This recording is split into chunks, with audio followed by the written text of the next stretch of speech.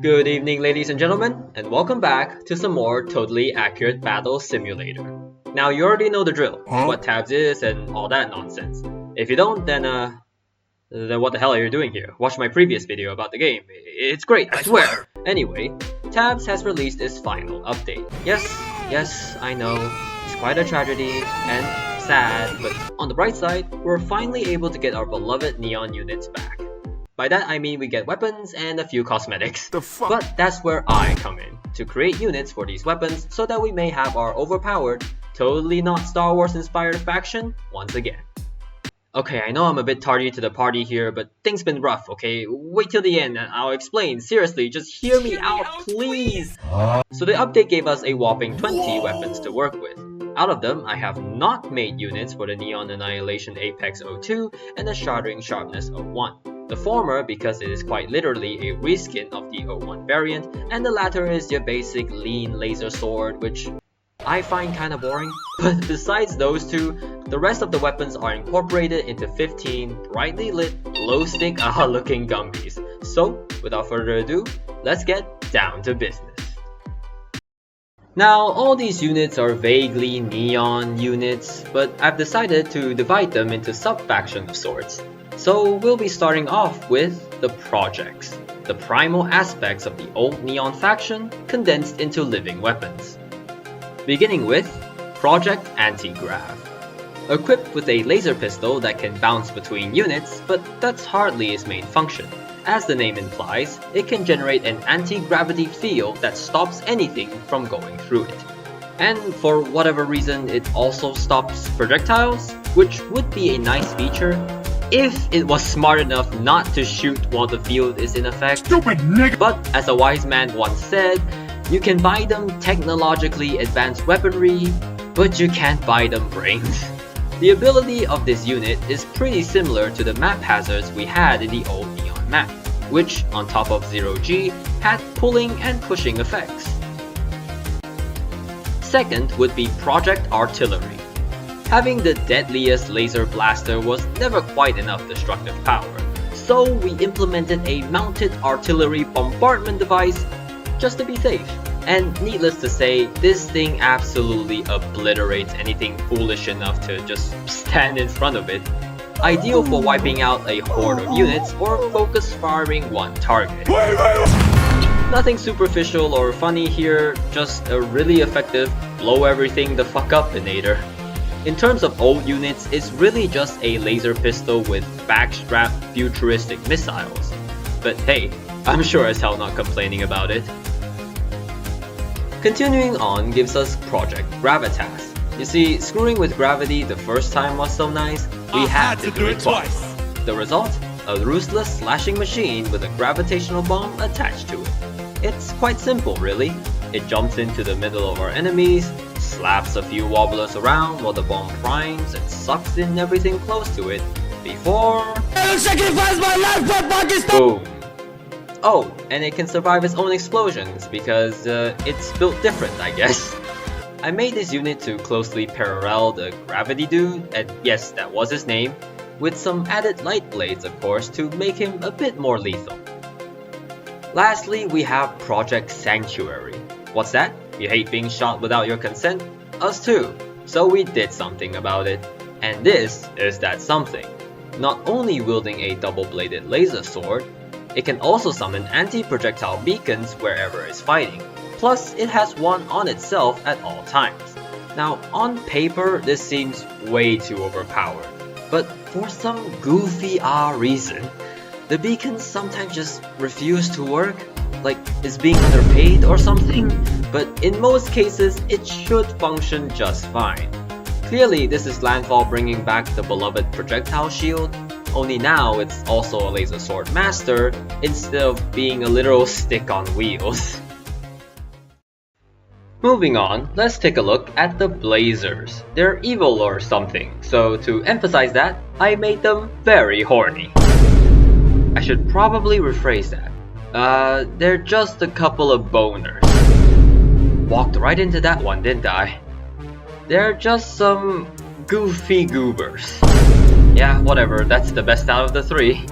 Starting us off, we have the Blaze Cauterizer. your standard issue, run-of-the-mill, boring wobbler with a laser sword. It's basically just a squire with one of those 69,000 degree burning knives. Because of these fellas, that's why I didn't plan on adding another laser sword wielder like I said in the beginning. Other than that though, they're kinda like if Darth Vader or any other Sith were more numerous and disposable. Next, we're gonna do a 2-in-1 here, cause they're pretty similar but also like not. Right, so what do I mean by this? Now, I'm sure we're all familiar with laser beam, right? No, not that silly goober, I mean laser beams. Well, the blaze melter fires a continuous laser beam that steadily melts down its target, while the blaze beamer shoots a kind of burst laser beam that can pierce and hits quite hard. The melter seems to be quite new, though I was expecting a damage ramp-up mechanic, kind of like the Inferno Towers from the Clash games, but I suppose that would be a bit too strong. And the beamer is a balanced version of the OG beamer. I don't know, they probably do the same damage or something, but this version just seems so much weaker.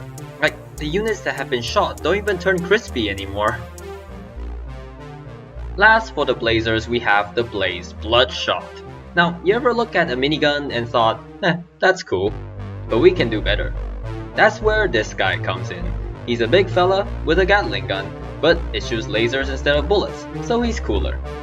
A small criticism here is that maybe the unit using it can shoot with it sooner, I mean at a slightly longer range, cause it needs to get quite close.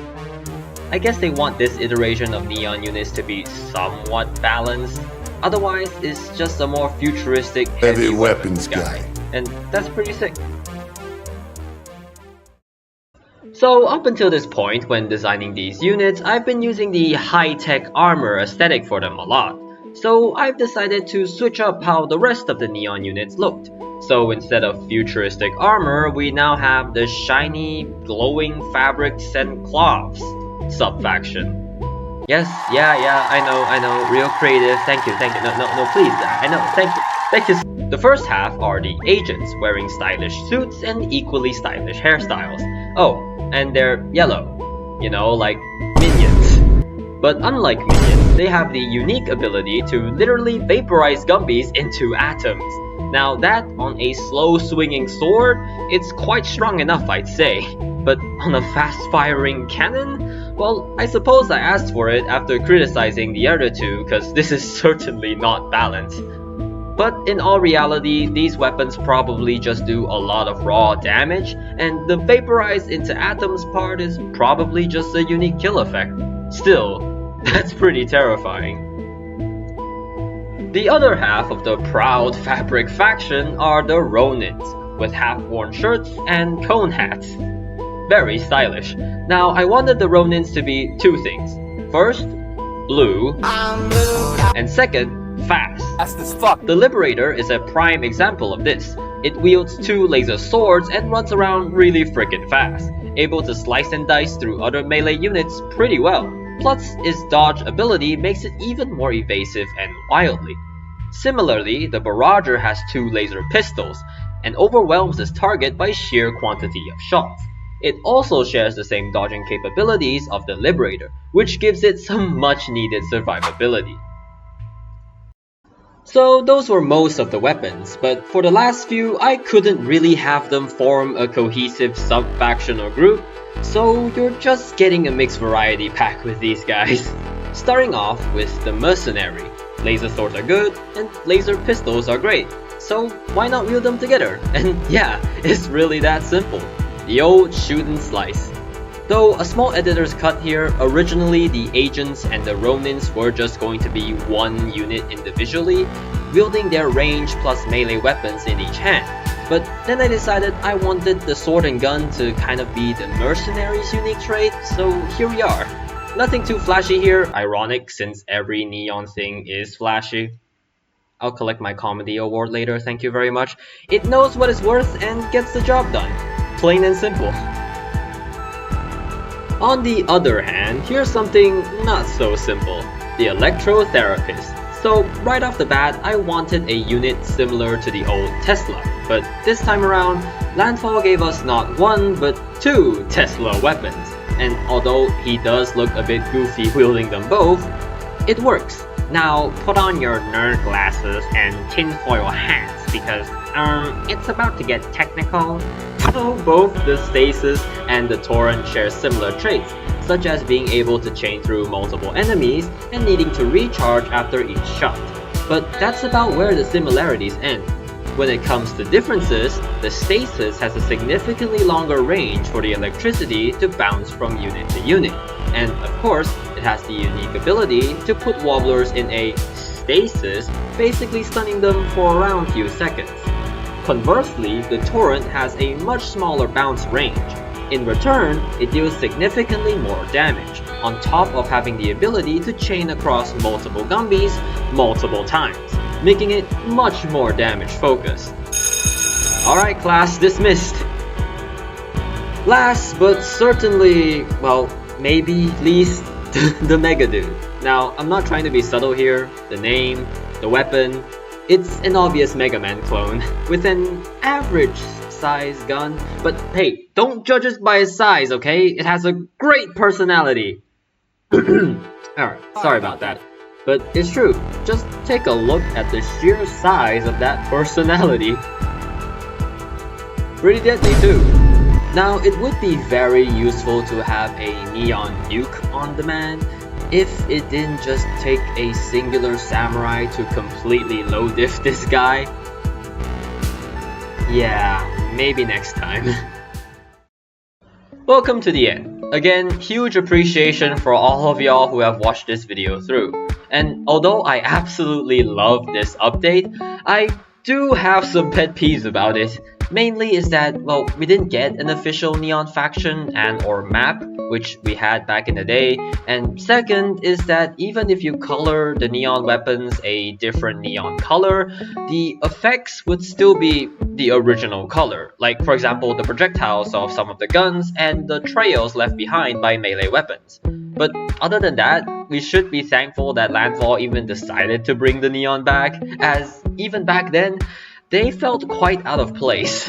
So I guess we should be counting our blessings here. Oh, and remember in the beginning when I said I'll explain why I haven't uploaded?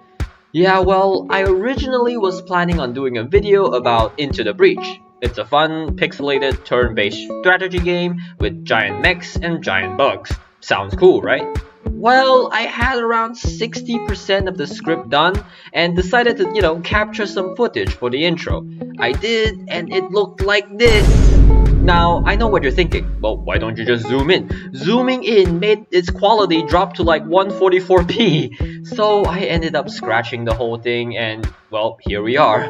Besides that, thank you so much for watching and sticking around and, well, have a wonderful rest of your day.